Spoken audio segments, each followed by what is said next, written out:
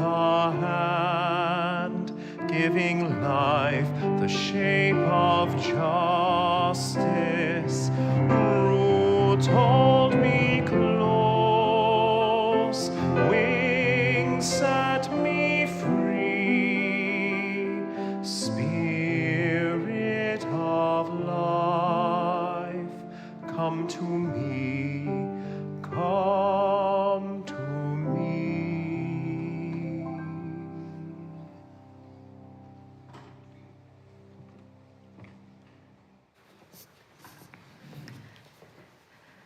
Good afternoon. I want to welcome you to this moment and this beloved community that Vicky Graves loved and tended, that supported and loved Vicky in return.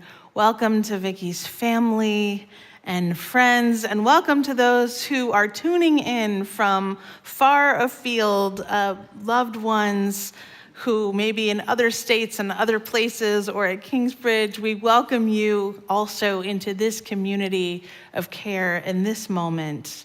I am Reverend Taryn Strauss, senior minister here, and I am so blessed to carry this beloved community onward in Vicky's loving shadow. In honor of Vicky, we hope you are comfortable and fully present here. We hope you have turned off or silenced your cell phones and are able to be fully present in this time together. We hope you sing our hymns that she chose out loud. We hope that you are living generously and contributing to the places and the people and the issues you value, just as Vicky did, and that you hold each other with sweetness and tenderness as you grieve and as you celebrate Vicky's life today. We welcome your tears, we welcome your laughter as we share in the pain of loss and in the joy of memories.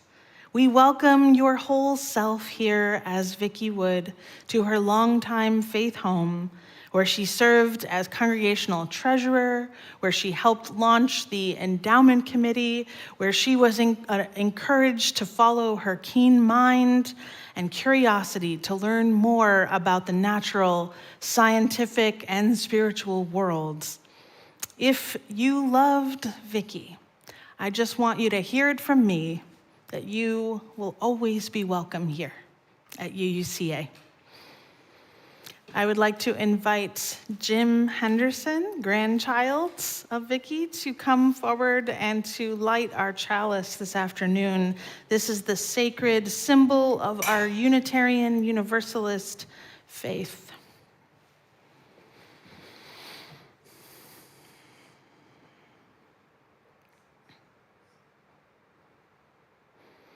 Honoring the circle of love that grows.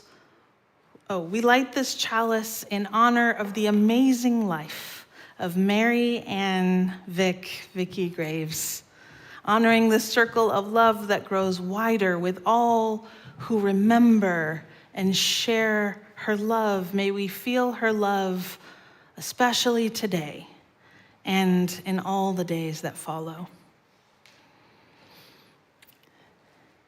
And now I will bless the ashes that are here with us today.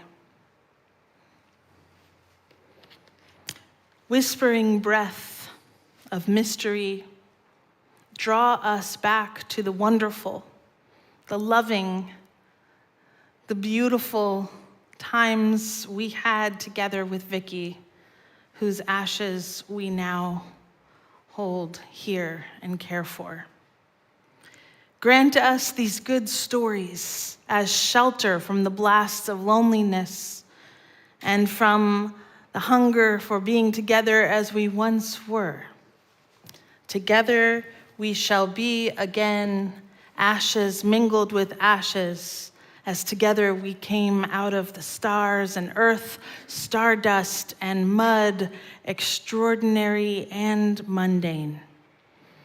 These ashes are blessed because Vicky's life was blessed and sacred, worthy and meaningful. We are so blessed to have known her and to carry on so many parts of her story onward. And from such deep blessing, we give thanks for her life that has given so much to our lives. Amen. And I'd like to invite Joe Graves, another grandson, to come forward and read a reading that I believe was chosen by Vicky, Strange and Foolish Walls, written by Unitarian A. Powell Davies.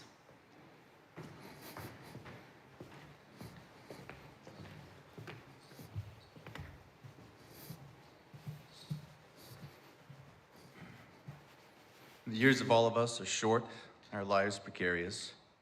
Our days and nights go hurrying on, and there's scarcely time to do the little that we might. Yet we find time for bitterness, for petty treason and evasion, worse, for apathy. What can we do to stretch our hearts enough to lose their littleness? Here we are, all of us, all upon this planet, bound together in a common destiny, living our lives between the briefness of the daylight and the dark. Kindred in this, each lighted by the same precarious, flickering flame of life, how does it happen that we are not kindred in all things else? How strange and foolish are these walls of separation that divide us?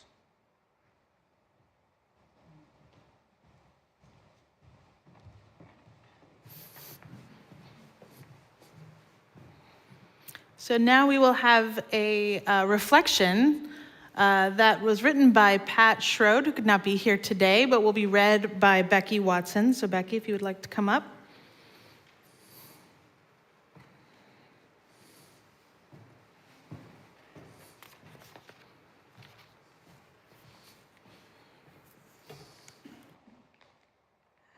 I had the honor of being Vicky's friend for many years. Vicky's dear friend, Pat Strode, could not be here today, but she's written some words for me to share on her behalf. Vicky and Pat were heart and soul of NAMI, Georgia, and spent many years together advocating on behalf of people with mental illnesses and their families. From Pat. Vicky was one of the kindest, most selfless people I ever met. She had a gentle spirit and a quiet wisdom. As Vicky came of age, she was faced with two critical realities. First, during a point in our nation's past where if you were white, your loyalty towards your own was not only expected, it was required, whether in service of right or wrong. To challenge this norm meant being shunned, marginalized, or worse. Such was the case for Vicky in 2002 when she spoke up on my behalf against a lie told by a person in power that could have cost me my livelihood and career. Vicky paid a price for that advocacy as her credentials were called into question and her once trusted work and devotion to financial integrity. As painful as that time was for her, she was more concerned about the impact the chain of events were having on me. It was apparent to both of us that racism still demanded loyalty and that Vicky had paid a huge price for standing up for what was right. That stance required courage, quiet, unassuming, fortified courage. Vicky was courageous. Her second coming of age reality was having her worth judged not by her intelligence or personal accomplishments, but by the status and station of her mate. What I loved about Vicky was that she took back her selfhood, going back to school and becoming one of the nation's first female CPAs. She was proud of her accomplishments, but she never lost sight of the significance of what that accomplishment would mean for her daughters and future generations of girls who would dare to be different. Did I mention that she was a trailblazer? Vicky saw worth in others. She looked beyond financial status, education, or mental health diagnosis to see our humanity. She was easy to talk to. She was patient, always willing to listen, and would keep a confidence. She was genuinely interested in your point of view. She left you knowing that she valued you as a person. Vicky was empathetic. The world is full of people we would describe as being nice or commend for choosing to do nice things. But nice can be self-serving, donating to charity to get a tax write-off, adopting a family to gift over the holidays to help us feel good about ourselves, loaning a neighbor a lawnmower. One can do nice things and not be kind. Being nice can be selective, a choice. However, when one is kind, being nice is selfless. Kindness compels. Kindness is honed by love. Vicky was kind. During one of his last speeches, Nelson Mandela was asked, "What can one person be in the lives of others?" His one-word reply, inspiration. That's what Vicky was, and that's what she leaves us, inspiring us to see the humanity in others, even when they don't see it in themselves or in us. Inspiring us, reminding us that even a small light can guide a lost soul out of darkness and despair. She inspires us to challenge our own truths, to sit at the table with those with opposing views, and to have the courage to prioritize unity over division. She inspires us to remember that there is never a wrong time to do the right thing. Last, she inspires us to be kind. Did I mention Vicky was kind?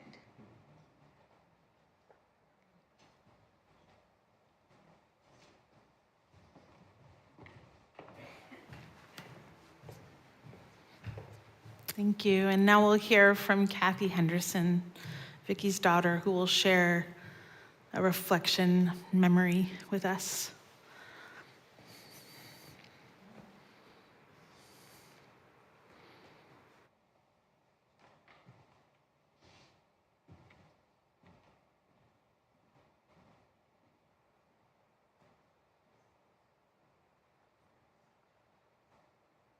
Good afternoon. Thank you for being here to honor and celebrate my mother. My mother was kind, and she became brave. She was a warrior for a better life for all of us.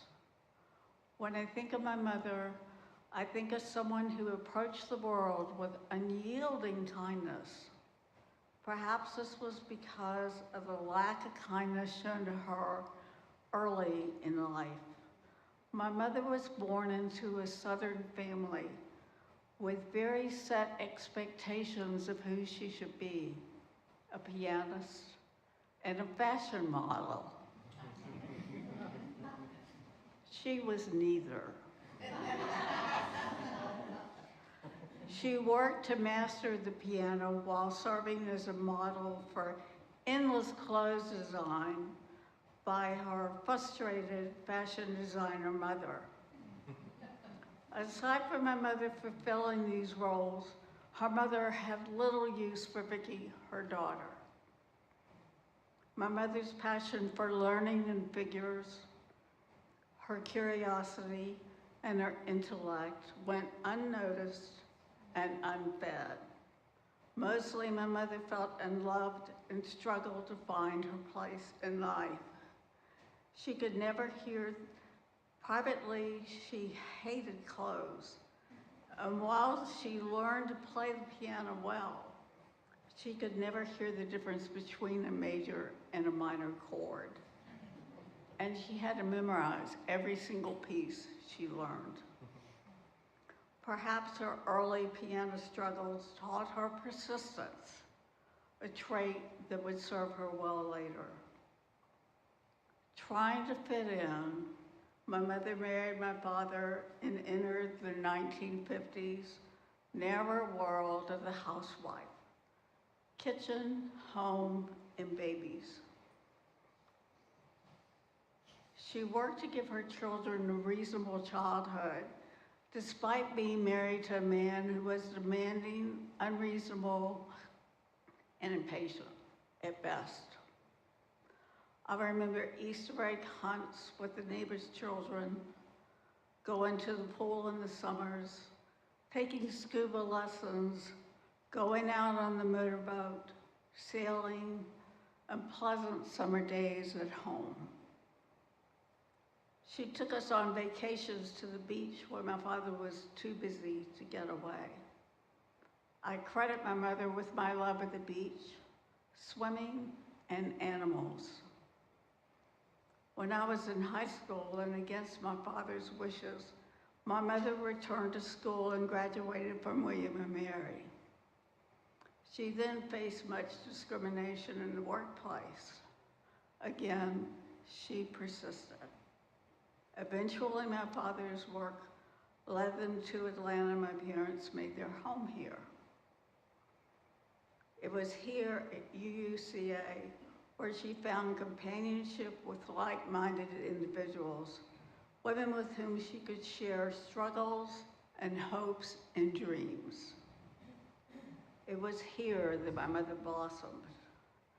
She and others worked to try to get the ERA amendment passed, trying to ensure that generations of women following her would not experience the limited choices she had. She also volunteered with NAMI, the National Alliance for the Mentally Ill, trying to break the stigma our society still holds against those with mental illness. My mother became a warrior for causes she believed in. My mother cared deeply, and most importantly, she never, ever gave up.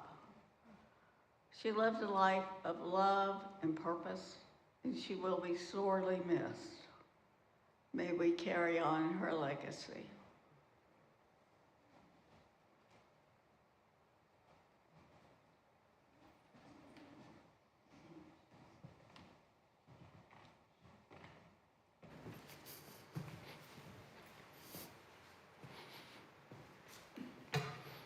Thank you, Kathy. Now we'll hear from Ken Graves, Vicky's son, who's going to share some memories and reflection with us. When I was thinking about what to write, the first thing I thought of was the fact that, I need to put on my reading glasses. That's what I thought. I can't see anything.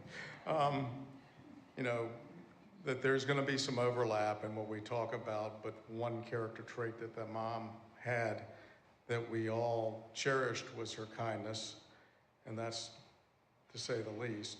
But she was always also very compassionate for others, and she was open to people of all backgrounds, races, religions, whatever.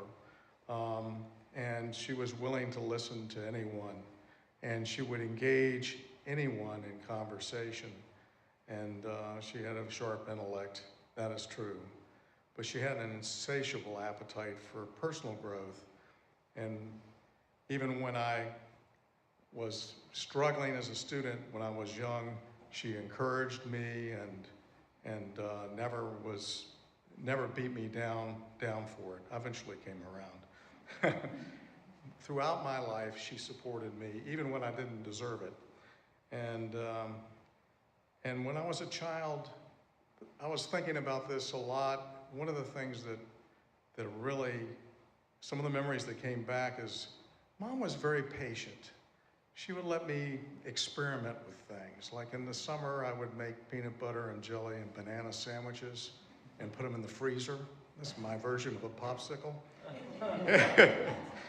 And I would pretend like I was a radio disc jockey and use the high fidelity tape recorder we had to record my radio shows. And she just smiled at me, let me do my thing. She had an internal strength to overcome all the challenges that she faced and made a place for herself in the world. And at her 99th birthday, which my two sisters organized. She presented probably the best of herself to all of her friends there. You could just tell by the way she interacted with people that she was loved and appreciated. I would like to close my comments by thanking my sisters, Laura and Kathy, for doing most of the, if not all, the heavy lifting and taking care of Mom, especially in the latter years, making sure that she was comfortable and happy and that she got what she needed. They have been incredible, and I will always be thankful for their support in that process. Thank you.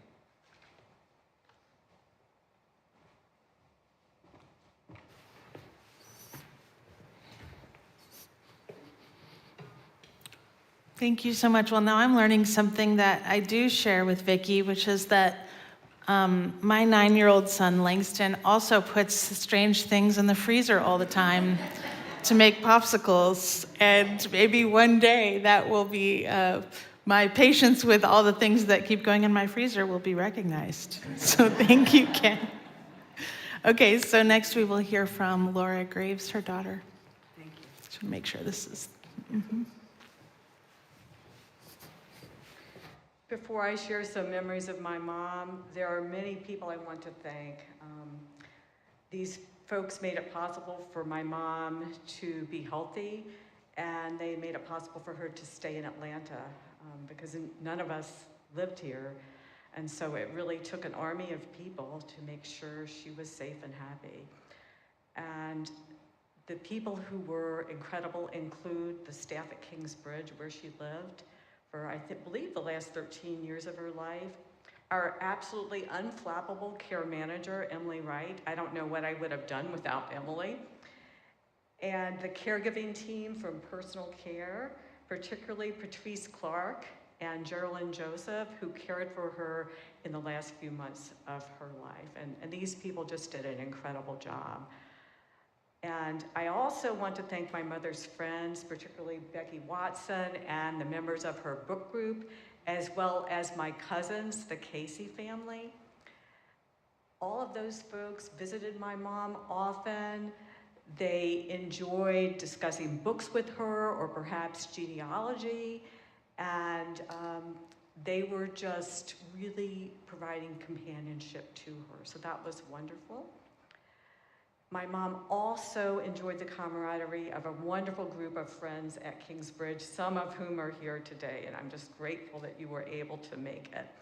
And then I also want to thank my sister. I could not have gotten through the period of my mother's decline without my sister's love and support. My mom provided a great deal of love, support, and wisdom during my childhood and young adulthood. My sister talked about how my mother was not into clothing, but nonetheless, my mother took me often to the Betty Page dress shop in Newport News, and she sewed a beautiful velvet top and pant set for a high school dance. All right, so she didn't enjoy that stuff, but she made sure that I was taken care of. And she consoled me after I lost an election in high school. And at one point during my graduate training, I was feeling down, and she asked me whether I was having any fun. All right? So again, that love, support, and wisdom. After I matured, we provided mutual support to each other. I would call her, and we would have lengthy, long-distance conversations on the phone, and my dad would usually be in the background. Some of you knew my dad. He would be in the background, you know, kind of grumbling about how we don't own stock in the phone company. And so my mother, nonetheless, we persisted, and we had our supportive conversations. And when I would visit Atlanta, we would go out to lunch, we would go shopping, and we would have long talks. And so that was really, you know, something that was part of my visits here. And as all of you know, my mom attached great value to education and lifelong learning, and that was something she passed on to me. She loved reading, and I know that all of her caregivers know this. They saw that when they were with her. So she often told me about the books she enjoyed, and I would scour the New York Times book reviews to find things that might be of interest to her, particularly things on psychology or women's experiences. All right, so we shared that love of books, and until the last few months of her life, she faithfully read the New York Times every morning. That was her morning ritual, and she usually didn't get out of her bathrobe until after she had read the Times, and you know how long it takes to read the New York Times every morning, right? So in my conversations with her, though, she would raise articles of interest. We'd be talking on the phone. She would talk about things of interest to her, and she would also raise concerns about national affairs. And I think of her all the time now because I know she would be astounded by the news today. So beyond all the love, support, and wisdom my mom provided to me, she shaped who I am today. She could cook a delicious brisket or make beautiful drapes, but as you've heard, she didn't enjoy the traditional housewife role. And I was too young to understand what was really going on, but I did sense her discontent. And when I was in late elementary school, kind of what they would call middle school age now, I watched as she went back to school and became a CPA. And I certainly didn't appreciate what a feat that was at the time. But nonetheless, her career orientation opened my eyes to options that I would not have considered.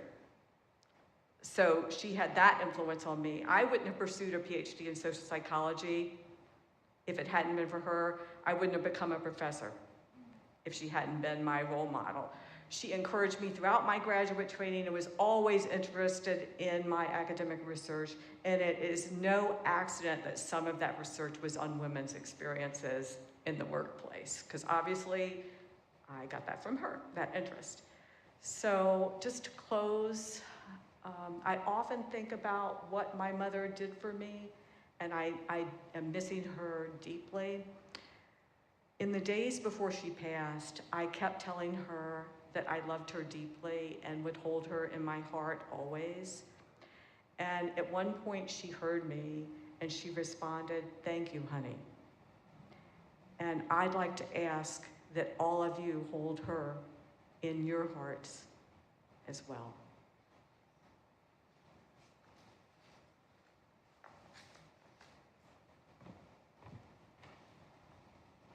Please rise in body or in spirit. Let's join together in singing these hymns that Vicky chose on her own. This is number 128, For All That Is Our Life.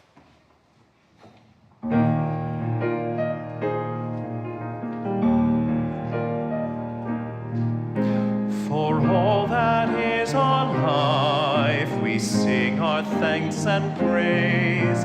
For all life is a gift which we are called to use to build the common good and make our own days glad.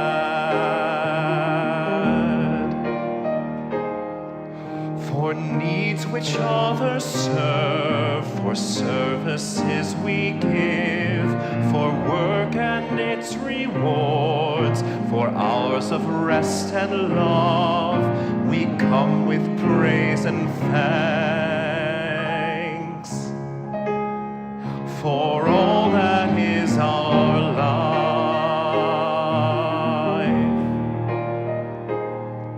For sorrow we must bear, for failures, pain, and loss, for each new thing we learn, for fearful hours that pass, we come with praise and thanks for all that is our life.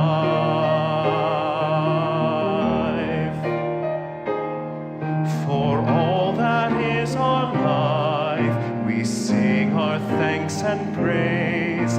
For all life is a gift which we are called to use to build the common good and make our own days glad.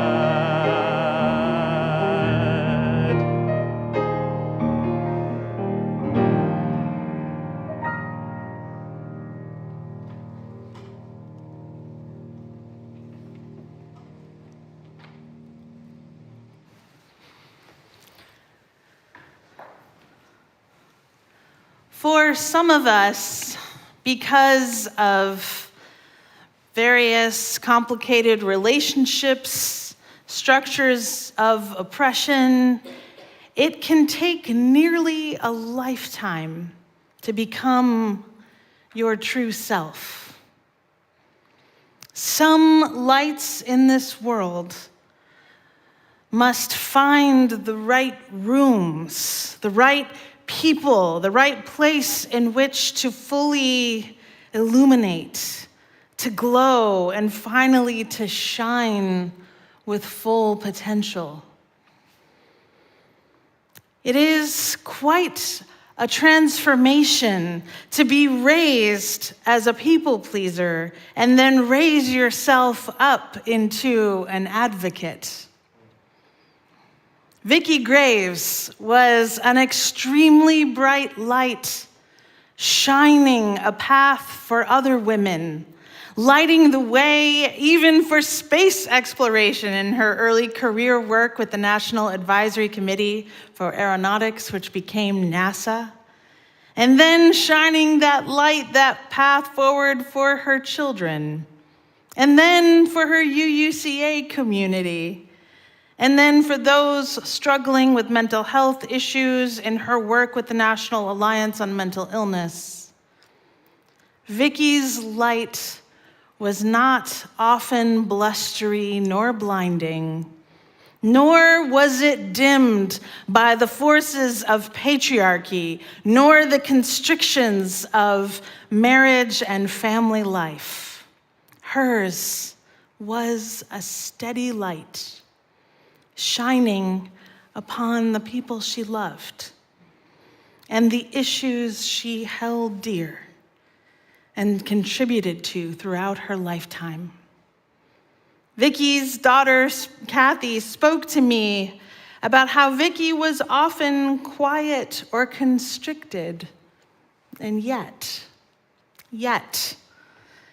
here were these other words that folks, that friends and loved ones used to describe her: trailblazer, advocate, passionate, intellectual. There is that saying, that old saying, that we contain multitudes. And across her 99 years of life, Vicky contained multitudes. Hers was a light that gave warmth enough to raise loving children who understood kindness as a primary value of Vicky's.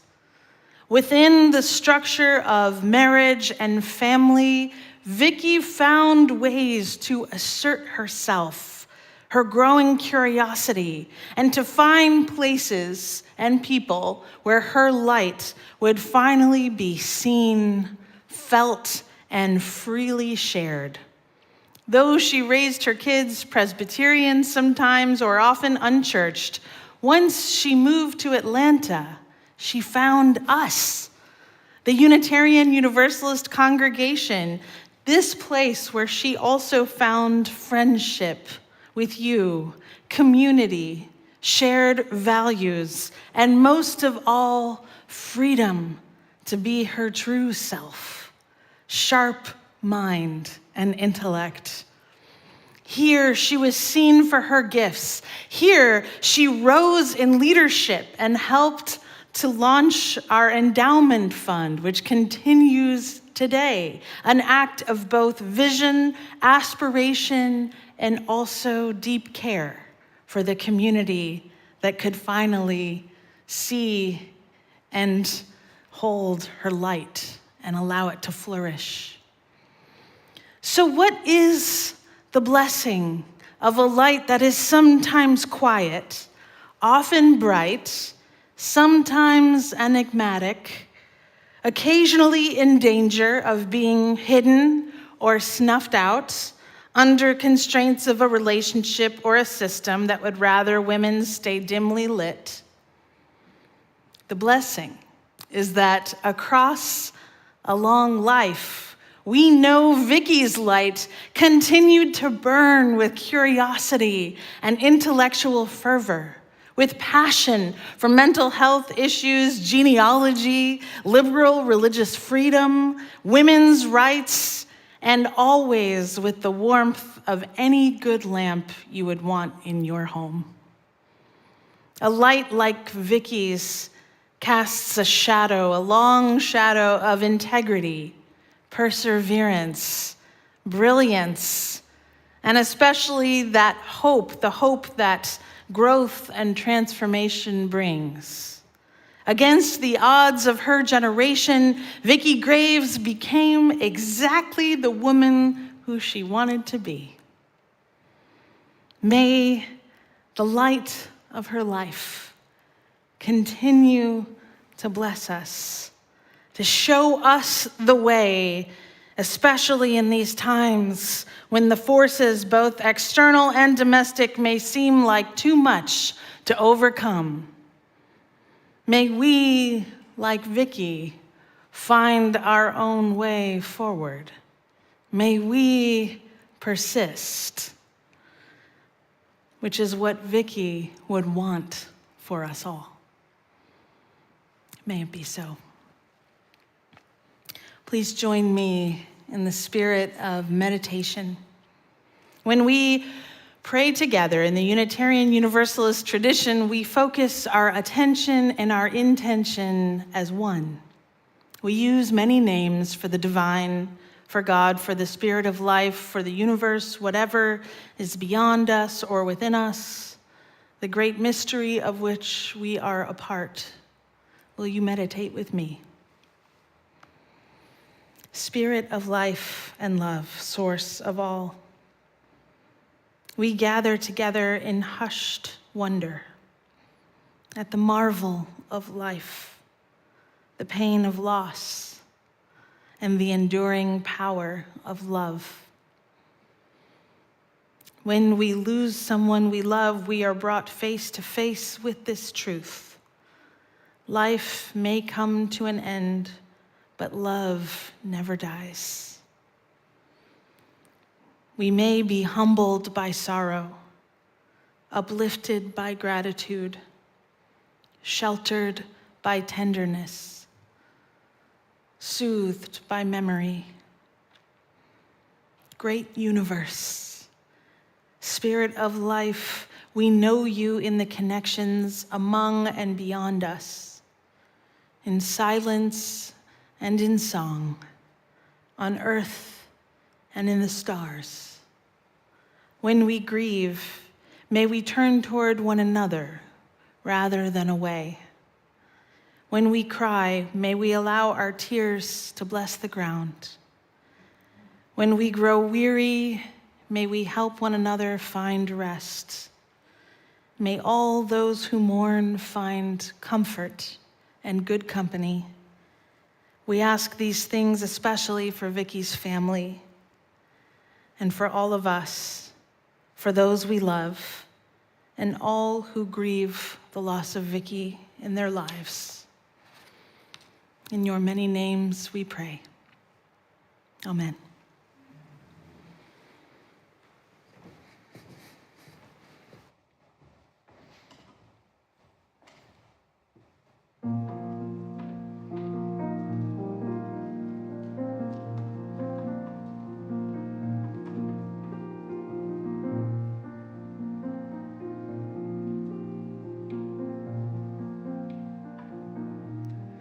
To everything turn, turn, turn. There is a season, turn, turn, turn. And a time to every purpose under heaven. A time to be born, a time to die, a time to plant, a time to reap, a time to kill and a time to heal, a time to laugh, a time to weep.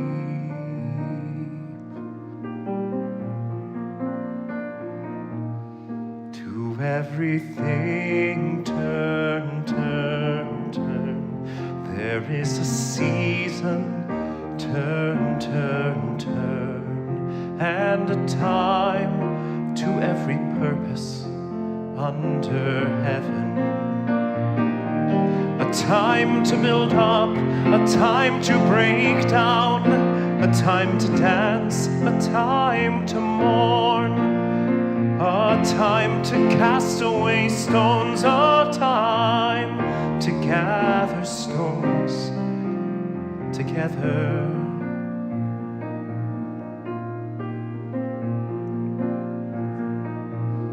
To everything turn, turn, turn. There is a season, turn, turn, turn, and a time for every purpose under heaven. A time to gain, a time to lose, a time to rend, a time to sow, a time of love, a time of hate, a time for peace. I swear it's not too late. To everything turn, turn, turn. There is a season, turn, turn, turn, and a time for every purpose under heaven. To everything turn, turn, turn. There is a season, turn, turn, turn, and a time for every purpose under heaven.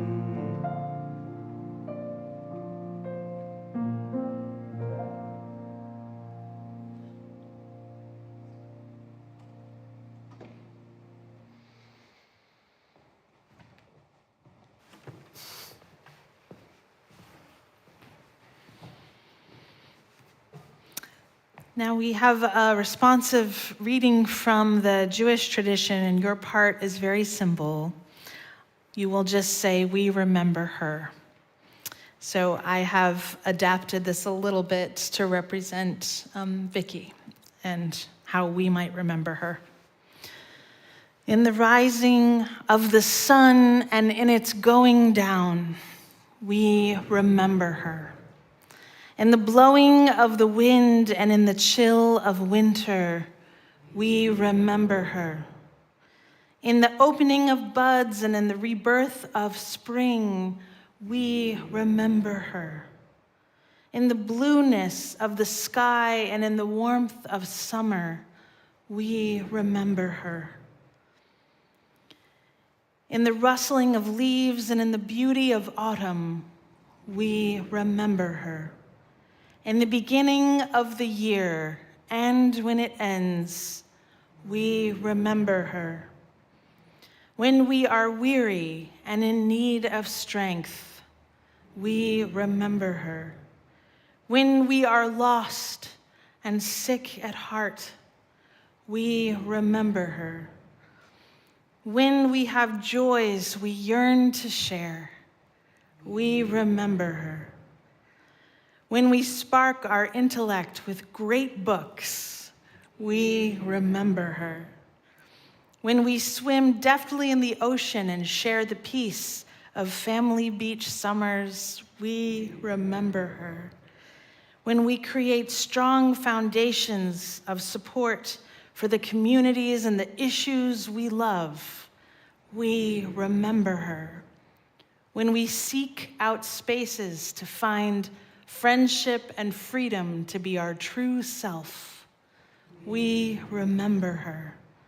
So long as we live, she too shall live, for she is a part of us as we remember her. Let's join together in singing "Blessed Spirit of My Life."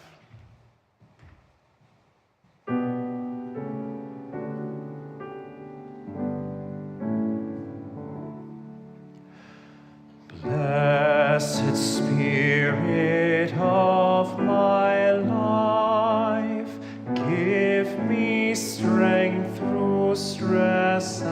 and strife. Help me live with dignity. Let me know serenity. Fill me with a vision. Clear my mind of fear and confusion. When my thoughts flow restlessly, let peace find a home in me. Spirit of great mystery, hear the still small voice in me. Help me live my wordless creed as I comfort those in need. Fill me with compassion, be the source of my intuition. Then when life is done for me, let love be my legacy.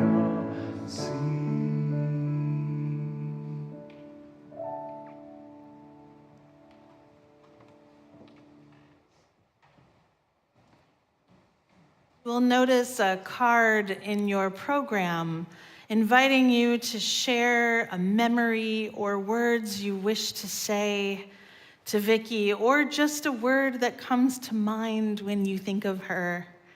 And there will be some folks with lay ministers with baskets where you can place those memories or those words.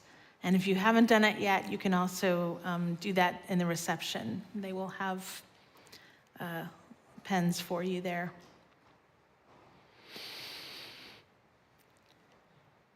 I also want to invite you to the reception in the social hall. It's to the left, right after the service ends. The family invites you to share in stories, memory, and good food together.